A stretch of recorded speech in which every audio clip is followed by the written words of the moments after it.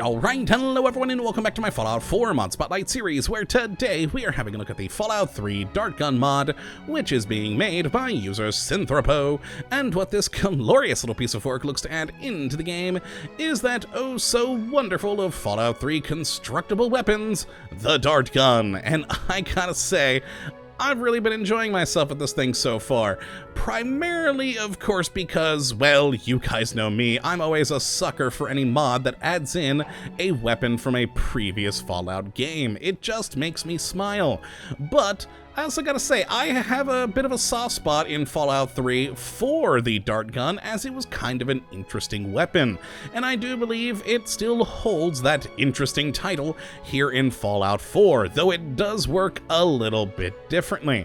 So let's first and foremost take a look at what we do get with this mod when we have it installed, and the standard Dart Gun isn't exactly the most impressive looking thing in the world, as it literally is just some wasteland junk thrown together, but you know what, in its standard configuration, well, it's still not very impressive with the damage. As you can see here, it will do just a mere 5 physical damage and 5 poison damage over 10 seconds, but it uses syringe ammo, has a firing rate of 2, range of 70, accuracy of 62, and a weight of 2. So yeah, in its standard configuration, it's not exactly the most wonderful gun out there, but you can really modify this thing to do some impressive effects on enemies, as basically the mod makes the Dart Gun into an alternative to the standard in-game syringer. And I gotta say, I kinda like that, because rather than having a multitude of different syringe ammo types like the syringer has, the Dart Gun instead changes the poison in the modifications. So you could have a multitude of different dart guns, all using the one same syringe ammo type. So it's basically the reverse of a standard syringer.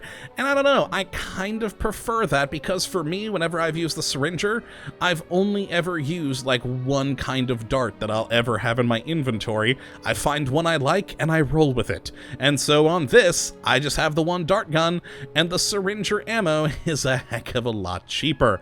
And you can make some pretty impressive dart guns with this thing. This is the best I'm currently able to make with my current skills on this character, and with a radiation poison that actually does a fair amount of damage over here, and again using those same standard syringes. And as you can see, the poison does change in this container right here. I quite like that effect. Let's actually take a look at a third one that I made here with a blood bug poison. I do like that indeed, especially with the little blood bug picture there. Very cool. Now you might be asking, how do you get your hands on one of these guns? Well, it's actually pretty simple. Once you hit level 5, you're gonna start seeing them in the wasteland, predominantly on raiders who, like I said, will start spawning them at level 5.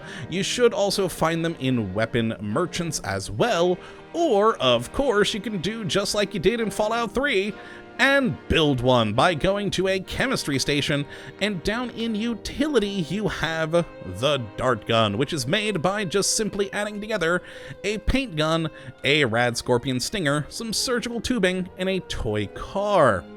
Now what's interesting here, though, is the paint gun and the surgical tubing, as those had to be added into the game because they aren't junk items that we have in Fallout 4, but of course were quite dominant in Fallout 3 and New Vegas. You saw these things all over the darn place.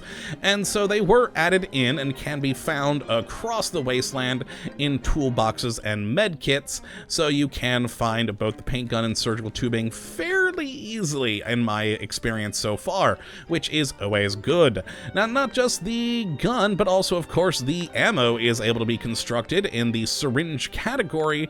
We just have a basic syringe, which is made with 2 adhesive, 5 glass, and 5 steel, and when you make it, it will create 10 syringes, making it a pretty cheap ammo and a lot easier to create than, say, many of these things, which again I think is the main reason I like this gun over the normal syringer, because I can just build, say, a mine cloud gun and then make really cheap syringes rather than always having to build these darn things.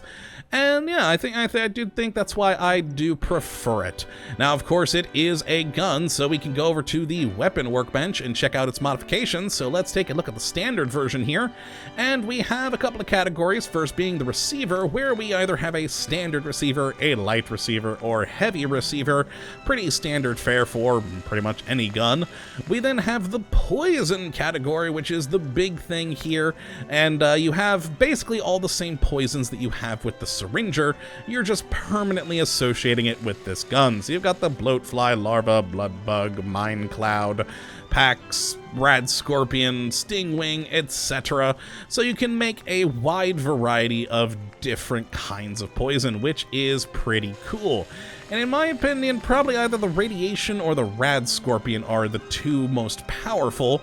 The rad scorpion because mainly it has a chance to cripple targets, which, is very fun. You can cripple them and then do a fair amount of poison damage, which is always nice. But radiation, well, that's the best I can currently make with my current skill in chemist. So we'll roll with that. Now then we have the standard grip category, where we have either a standard version or a comfort grip. And then finally we have a band for the surgical tubing up there, where we have either a standard band, a light band, or a heavy band, which basically the light band speeds up the firing rate but it drops the range. Heavy band makes the range better but drops the speed. So, pick your poison. And there we go. That is the various modifications we can do on the dart gun. So let us take some shots with this thing and show you how it works. I mean, well, it's a gun, so you just pull the trigger. There we go. And it launches out a dart and then reloads. So it is quite slow, but with the right poison effect, you can do some pretty impressive damage to people. The standard version, really is not going to do much and is not exactly the most useful thing in the world, but when you get into some of the other poisons, it is quite nice. So of course we have the light dart gun here that fires a little bit more quickly. And almost, there we go. Basically like a second or two more quickly. And then of course, the heavy one, which also I have the comfort grip on, and of course is that nice radiation poison. So it is a little bit slower, but more powerful, which is always good. And yeah, that's pretty much it to show off for the gun, which means it's time for Will to die. Let's see if I can actually hit him with this thing. I haven't actually really messed around too much with testing the range, and I am using the heavy band, which is supposed to be pretty good range here, but let's see if we can hit him there. Oh, well, we got his attention, but we did not hit him. Come on, I just want to get you. Nope, missed. Okay, oh boy, we might have to get closer. Oh, and he's running. He is running. Well, this didn't go as planned. Catch him quick. And boom. There we go, and there goes all that poison damage dropping down pretty darn quickly, and one dart killed him. Perfect. What about the rad stag? Ha! Take that, rad stag. Quick, follow him so we can see if he dies from one shot or not. Oh, I think he will. He did. Perfect. So yeah, that's a pretty impressive dart there. One shot did take down a rad stag and a poor wild mongrel. But yeah, that is the Fallout 3 dart gun mod. I would definitely say that you go and check it out. It is pretty fun. Again, it is really just an alternative to the syringer, but I like the look of it. Its whole cobbled together from random bits of crap feel. It makes sense to me. It makes a whole lot of sense. And oh my, is my game about to crash? Oh, there we go. I think we've caught up there. Something weird just happened there. All right, but that is going to be it for this episode. Again, if you'd like to check it out, take a look at the link in the description. But that is going to be it for today. I hope you all have enjoyed, and of course that you do come back for the next episode, when we'll hopefully be looking at yet another wonderful mod. But until that time, thank you for watching, and as always, have a good one.